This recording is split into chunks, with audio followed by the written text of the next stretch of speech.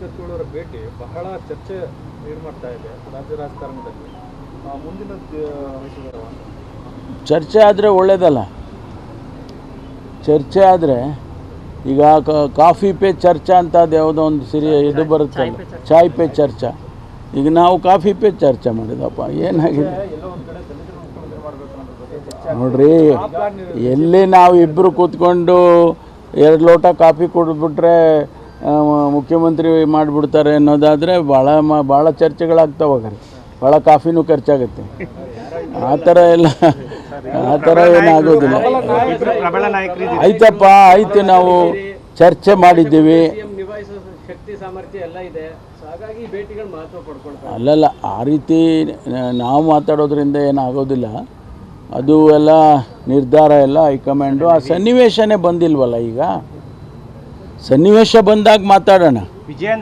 ಸನ್ನಿವೇಶ ಬಂದಾಗ ಅದ್ರ ಬಗ್ಗೆ ಚರ್ಚೆ ಮಾಡೋಣ, ಅದ್ರ ಬಗ್ಗೆ ಕೂಗು ಹಾಕೋಣ, ಅದ್ರ ಬಗ್ಗೆ ಬೇಡಿಕೆ ಇಡೋಣ, ಬೇಕಾದ್ ಮಾಡೋಣ. ಆದರೆ ಈಗ ಆ ಸನ್ನಿವೇಶನೇ ಬಂದಿಲ್ಲಲ್ಲ.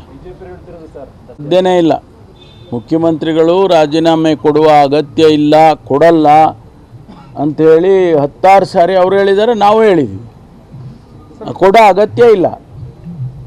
ಪದೇ ಪದೇ ಅದನ್ನೇ ಅವ್ರು ಹೇಳ್ತಾ ಇದ್ದಾರೆ, ನಾವು ಅದನ್ನೇ ಹೇಳ್ತಾ ಇದ್ವಿ. ಸ್ಟಡಿ ಮಾಡ್ತಾ ಇದ್ದಾರೆ. ಕಾನೂನು ತಜ್ಞರು ಸ್ಟಡಿ ಮಾಡಿ ಆಮೇಲೆ ಹೋಗ್ತೀವಿ. ವಿಜಯೇಂದ್ರ ಅವರು ಜಾರಕಿಹೊಳಿನ ಭೇಟಿಯಾಗಿದ್ರು. ಹಾಂ, ಅದು ಕೇಳ್ಬೇಕು ನೀವು. ಅದು ಕೇಳ್ಬೋದು ನೀವು, ಅವರಿಬ್ಬರು ಏನು ಮಾತಾಡಿದರು ಅಂತ.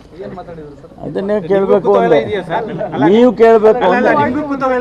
ಹಾಂ, ಇಲ್ಲಪ್ಪ, ನೀವು ಹೇಳಿದರೆ ಕೇಳ್ತೀನಿ ನಾನು. ಇಲ್ಲ, ಬಿಟ್ಕಾಯಿನ್ಗೆ ಆ ಪೂಜಾರ್ ಅಂತಕ್ಕಂಥವ್ರನ್ನ ಹುಡುಕ್ತಾ ಇದ್ದರು. ಶುರುವಿನಿಂದನೂ ಅವರು ತಪ್ಪಿಸ್ಕೊಂಡು ತಿರುಗ್ತಾಯಿದ್ರು. ಜೊತೆಗೆ ಅವರು ಕೋರ್ಟಿಗೆಲ್ಲ ಹೋಗಿದ್ದರು, ಸುಪ್ರೀಂ ಕೋರ್ಟ್ವರೆಗೂ ಹೋಗಿದ್ದರು.